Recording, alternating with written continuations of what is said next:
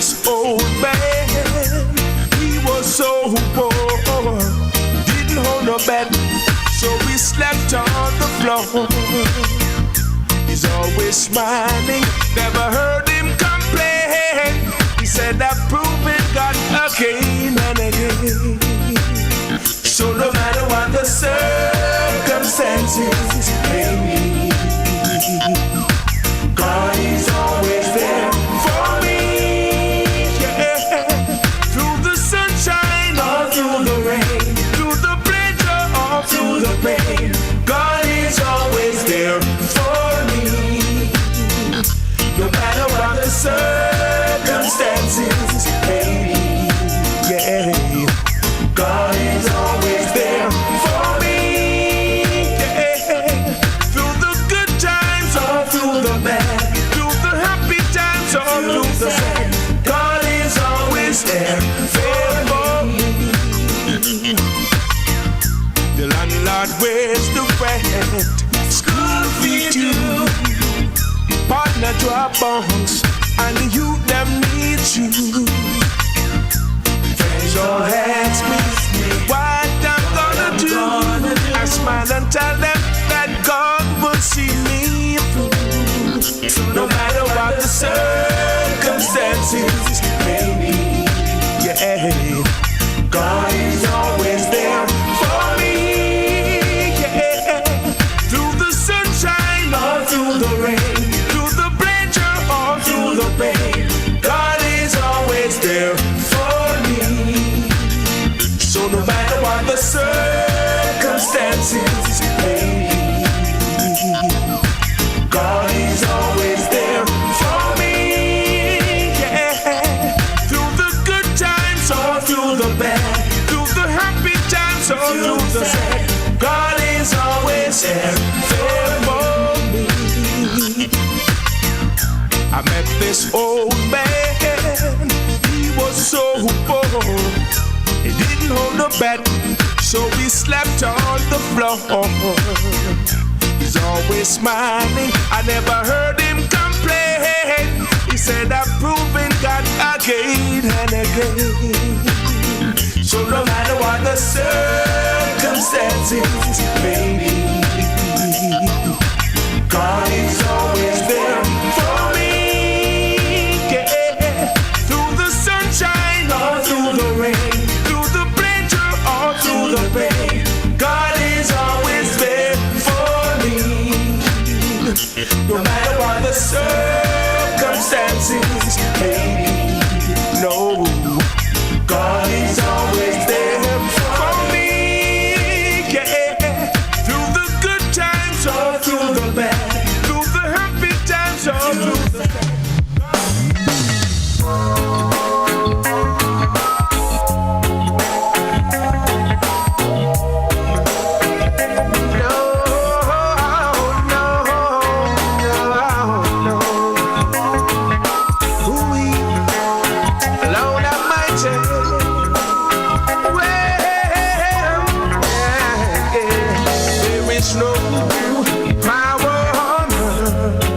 Separate me from your love, my Jesus. Nothing will be able to turn me away from you. I love you, Father. Anyhow, the afflictions of the righteous, the hearts of men getting more and more vicious. Brutality is on the increase. Tell me, when the love of God sees no power on earth to separate me from your love, my Jesus, nothing will be able to turn away from you. I love you, Father. This level of crime, only love can eradicate. We must demand justice from the church and the state, and confess to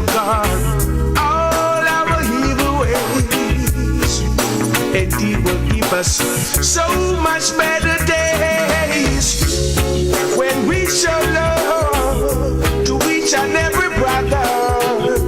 Love will return to protect mother, daughter, sister. Let's hope in our heart to those who are in need, who never receive love. Come, let's sow some seed. No power on earth to separate me from love. Love my Jesus. Nothing will be able to turn me away from you. I love you, Heavenly Father. No power on earth to separate me from love. I love you, my Jesus. Nothing will be able to turn me away from you. No, no, no, no power on earth to separate me from you. No power, no, oh no, nothing will be able to turn me away from you. No, no, no power. Oh, well,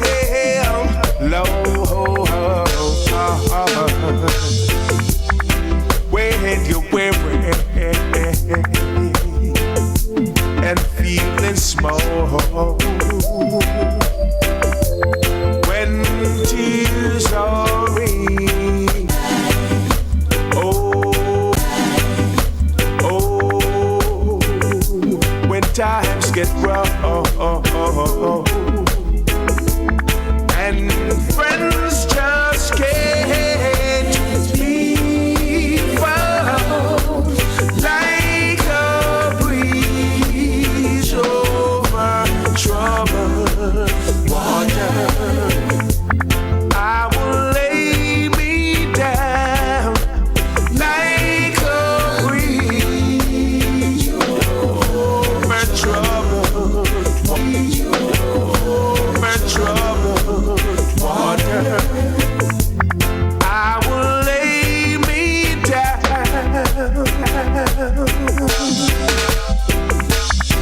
When you're down and out, when you're on the street, when evening falls so hard, I will comfort you. Woman, I'll take your part. Oh, when darkness comes and pain is all around, like a breeze over troubled water, I will lay me down.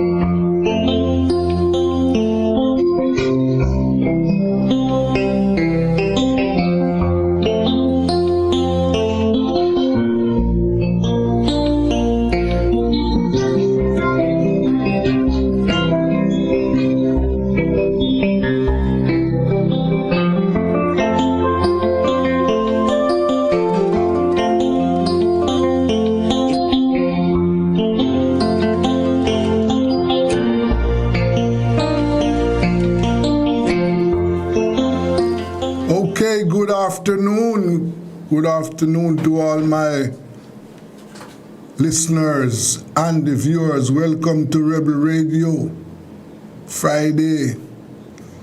You know, we always have your plate chock full of exciting information. What is happening around the Caribbean? Yes. We are going to start this evening by going over to Trinidad. You know that on Monday they had their big day and there was a change of government there. The ruling PNM lost.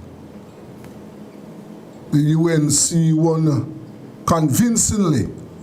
Yes, and the Prime Minister, Kamla Persad Bisesar, was sworn in yesterday. I have with me senior Trinidadian journalist, Mr. Jensen Lavend, with us. Hello, Jensen, how are you today? Hello? Hello, Jensen.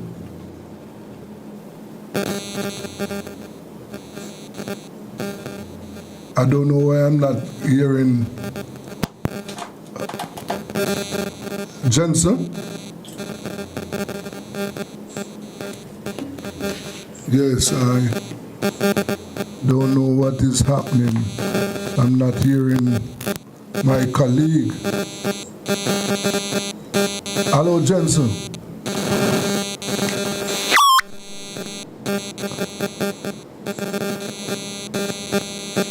He's online, but I'm not hearing him at all.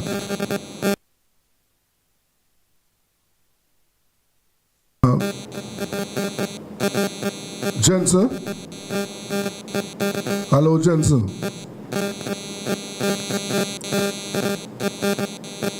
No, I don't know what is happening here. I'm not hearing him at all. Yes, let us see what is happening. I'm going to try and call him back.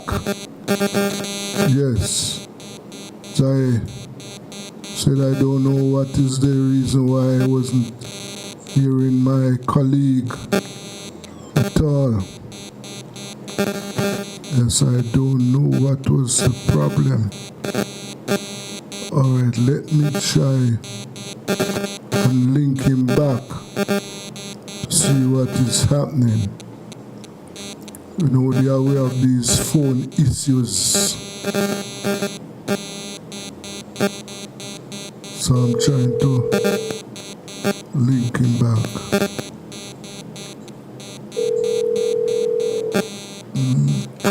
Well, as I said, you know, there was a change of government over there in Trinidad, and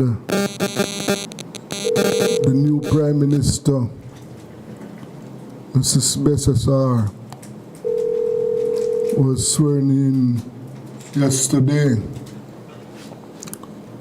You know, I'm not getting to now to my colleague.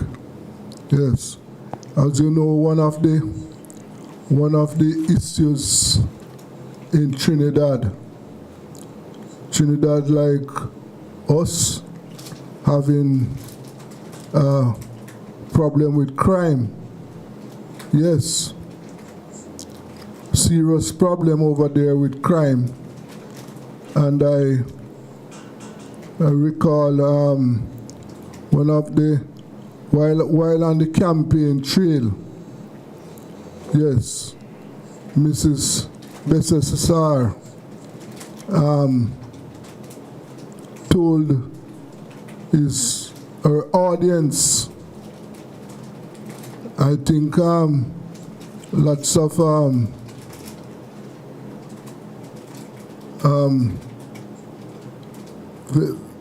viewers and listeners might have heard the Prime Minister with this comment. Yes, she was telling her viewers, her audience, yes,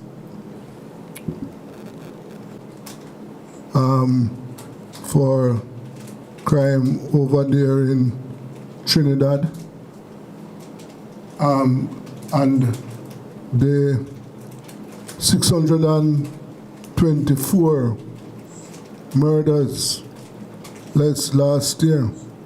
They declared a state of emergency, and the last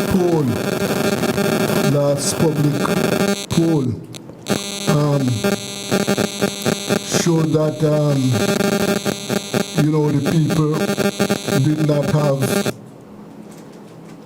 confidence in that state of emergency. I want my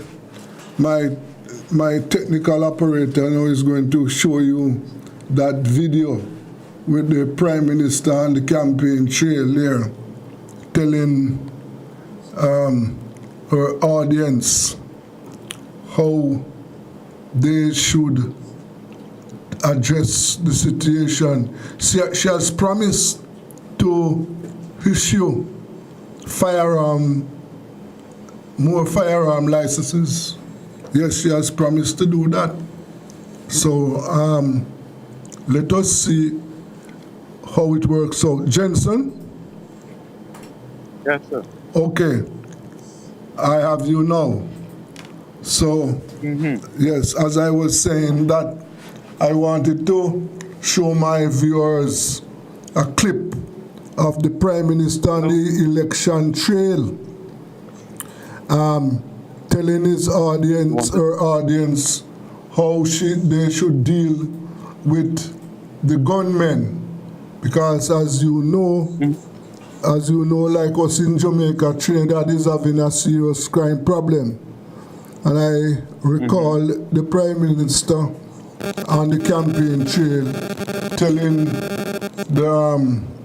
her audience that if she was elected, she would issue more gun licenses so that the people can protect themselves. That is one of her promises. Let us just listen. Just hold on there for me, Jensen. Let us just watch this video here with the Prime Minister talking to her audience. Just a second. Home invasion laws and legal firearms. And when the brutal rapists and criminals come into your homes, I tell you again, load up your matic, light them up, empty the clip.